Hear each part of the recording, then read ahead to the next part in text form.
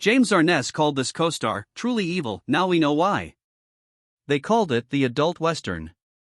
And right now, millions of people are finding out exactly why. Gunsmoke has just been named the most binged television series of 2025, racking up a staggering 22.5 billion minutes of watch time on Paramount+, Pluto TV, and Peacock combined. Entire new generations are discovering Dodge City for the first time, and with that renewed attention comes renewed curiosity about what really happened behind the cameras. James Arness, the towering star of Gunsmoke, once called a co-star truly evil, a statement that shocked fans when it surfaced. For years, the public had little idea what could have sparked such intensity. Behind the cameras, tensions ran high, creative differences cut deep, and personal clashes simmered across 2 decades. Yet none of it ever showed on screen. Join us as we dig into the real story behind what went on during television's most iconic western, and uncover what Arness really meant. A television gamble. The story of Gunsmoke didn't begin on television. It started on radio in 1952, at a time when families gathered around to listen to stories rather than watch them. From the very beginning, the show stood out. It wasn't just another western filled with simple action and clean moral victories. Instead, it focused on realism, hard decisions, and the unforgiving nature of frontier life. That grounded honesty quickly made it one of the most respected radio dramas of its era.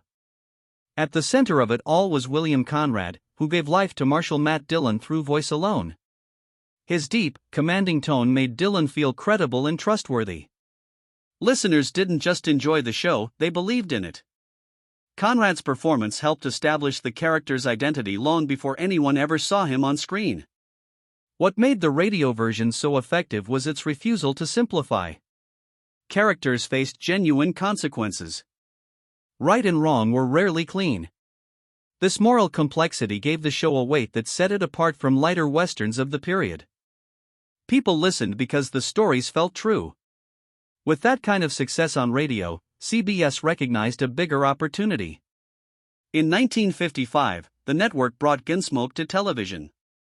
It seemed like a natural progression, but it came with a significant challenge. Radio ran entirely on sound. Television demanded a strong visual presence. Suddenly, what Matt Dillon looked like mattered just as much as how he spoke, and that shift forced a difficult casting decision that would change everything. The casting pivot. When CBS moved forward with the television version, the search for the right face for Matt Dillon became the central challenge. William Conrad had built the character's reputation with his voice, and everyone respected what he had created. But the network wanted someone whose physical presence matched their vision of a frontier marshal, tall, striking, and commanding on screen. Conrad was passed over. It was not a question of talent. It was a question of image, and how the network wanted the character to register visually. At one point, the role was considered for John Wayne, already one of Hollywood's most recognizable Western figures. But Wayne was committed to his film career and had no interest in the demanding schedule of weekly television. He turned the role down. What he did instead, however, proved equally valuable. Wayne personally recommended his friend James Arness for the part. Arness was not yet a major star.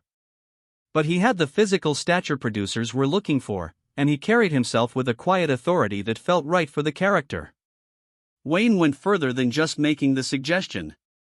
He appeared on screen to personally introduce Arness to audiences in the very first episode, a gesture that gave the new series immediate credibility. Viewers who trusted Wayne were far more willing to give an unknown actor a chance. Once the show began, Arness quickly proved the decision was sound. He didn't try to reconstruct Conrad's version of Dillon. He built something entirely his own, measured, steady, and deeply controlled. Over time, he made the role inseparable from himself in the minds of viewers. But what audiences didn't know was that Arness brought something else to the role beyond acting ability. He brought real scars. Scars of war. Before he ever stood in front of a camera, James Arness endured something that marked him for life. During World War II, he served with the U.S. Army's 3rd Infantry Division and was sent into one of the conflict's most brutal campaigns, the Battle of Anzio in Italy. Just days after landing, he was severely wounded by German machine gun fire. The damage to his leg and foot was serious enough to require extensive surgery and a prolonged recovery. He was awarded the Bronze Star, the Purple Heart, and several additional military honors. But the physical cost was permanent. His wounds never fully healed. As the years passed, the pain in his legs worsened. Walking for extended periods became genuinely difficult, and the strain intensified as he aged. By the time Gunsmoke was in full production, chronic pain was a constant part of his daily life. Even routine movements on set could be uncomfortable, and long shooting days, which the show demanded in abundance, made things considerably harder. The production team adapted to accommodate him. Scenes requiring significant physical movement were often scheduled earlier in the day when pain was more manageable. Directors carefully planned shots to reduce unnecessary strain. These adjustments allowed Arness to keep working without drawing attention to his condition on screen. He rarely spoke about it. He preferred privacy and kept his struggles internal. That stoic quality became part of how he played Dylan, calm, deliberate, and in complete control. Audiences saw a strong lawman. They had no idea they were watching a man managing real, daily suffering. And as the show grew, he wouldn't be managing any of it alone. The perfect ensemble. As Gunsmoke established itself in its television run, James Arness was never carrying the show by himself.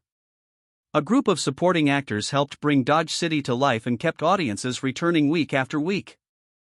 Milburn Stone played Doc Adams, adding wisdom, dry humor, and a grounded sense of authority. Dennis Weaver brought warmth and vulnerability as Chester, Dylan's loyal deputy. When Weaver eventually departed, Ken Curtis stepped in as Festus, bringing a rougher, more unpredictable energy to the deputy role. But perhaps the most significant addition to the ensemble was Amanda Blake as Miss Kitty. She ran the Long Branch Saloon and became one of television's rare strong female characters of that era, independent, confident, and nobody's sidekick. Her presence added emotional texture to the stories, particularly in her scenes with Dylan. What made the cast genuinely special was how natural their chemistry appeared. Conversations felt unscripted. Relationships developed across seasons in ways that felt earned. This cohesion made Dodge City feel inhabited and real, which helped Gunsmoke stand apart from every other Western on television at the time. Miss Kitty's character underwent a deliberate adjustment in the move from radio to television. On radio, her background had been more explicitly drawn. Television in the 1950s operated under strict content guidelines, and her past was quietly left unaddressed. She was reframed as a respectable business owner. This change allowed Amanda Blake to develop Kitty into something more layered, a woman of substance and quiet strength that viewers, especially women, found genuinely compelling. On the surface, it all looked seamless. But beneath that strong chemistry, not every relationship was as smooth as it appeared. The romance. One of the most enduring threads of Gunsmoke was the unresolved connection between Matt Dillon and Miss Kitty.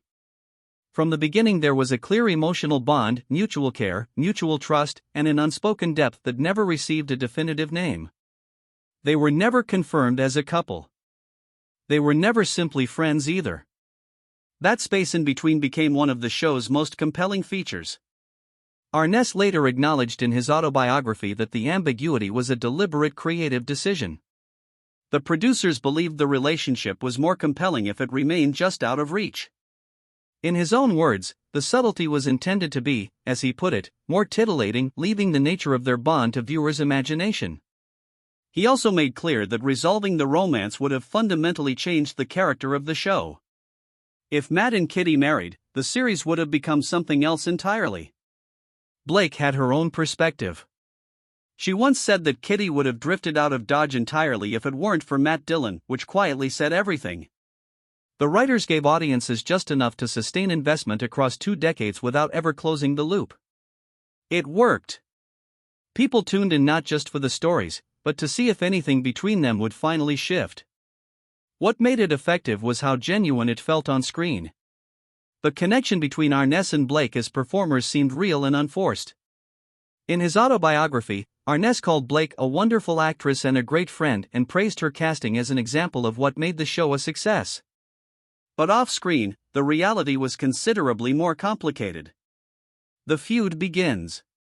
While Gunsmoke looked composed and unified on screen, the atmosphere behind the cameras was not always the same. Over time, tension developed between Arness and Blake. It wasn't a single dramatic confrontation. It was an accumulation, small differences in working style, personality, and creative vision that slowly widened into something harder to ignore. Those who worked on the production described the relationship between the two leads as professional, but noticeably distant. Conversations were kept to what filming required. There was no open hostility, but there wasn't easy warmth either. Reports from people close to the production indicate that Arness privately expressed at points that he would prefer Blake to leave the show. These feelings were never made public during the series' run, but accounts from those involved suggest the tension was genuine and ongoing. What made the situation remarkable was how effectively both actors contained it on camera. In scenes together, they delivered performances full of quiet feeling and believable connection. Nothing in their work suggested any friction behind it. Audiences saw Matt and Kitty sharing small, meaningful moments. They had no idea what was happening just off camera. Struggle for control. As the show moved through the 1960s, James Arness had grown into a significant behind-the-scenes force. His track record earned him increasing influence over scripts, character direction, and casting. He used that influence, in part, to give his co-stars more material. Both Stone and Blake later acknowledged that Arness regularly reworked scripts to expand their roles. Blake called him the primary reason the show remained enjoyable to make, year after year. But creative disagreements still surfaced. Arness favored keeping Matt Dillon's personal life deliberately understated. He believed that the Marshal's identity was bound to his duty, and that pulling the character into a more openly romantic story would weaken what made the show work. Blake, having devoted nearly 2 decades to Kitty, wanted the character's connection to Dillon to develop into something more emotionally direct. She had invested too much in that relationship to keep it perpetually unresolved. Writers and directors often found themselves navigating between the two positions. Some episodes leaned toward emotional depth. Others returned to Arness's preferred restraint. The inconsistency was a product of two committed actors with genuinely different visions for the story they were both living inside. Pain and breaking point. By the show's middle years, the pace of production had become genuinely punishing. Gunsmoke could produce up to 40 episodes in a single season. The days were long, the schedule relentless, and rest was limited. For Arness, already managing chronic pain from his war injuries, this pace added real physical toll to what was already a demanding professional environment. When a person is in consistent pain, patience can shorten.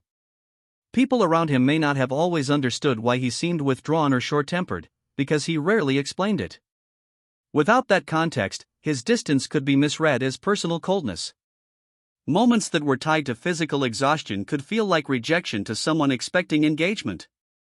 Blake, who valued connection and open communication on set, may have experienced his reserve as a form of hostility.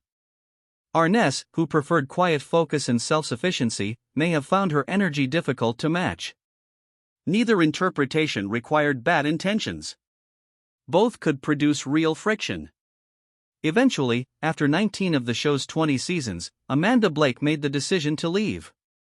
She later told the Chicago Tribune that she had grown tired of the commute from her home in Phoenix to Hollywood and wanted more time for her personal life, including her wildlife conservation work. She had been breeding cheetahs in captivity with her husband and was deeply committed to that effort. It was a personal choice, not the result of any single confrontation. Today, as new audiences discover Gunsmoke through streaming and binge their way through all 635 episodes, the tension that shaped it remains invisible on screen. What survives is something rarer: two performers who, whatever their private differences, created something that outlasted both of them. 70 years after it first aired, Dodge City still holds.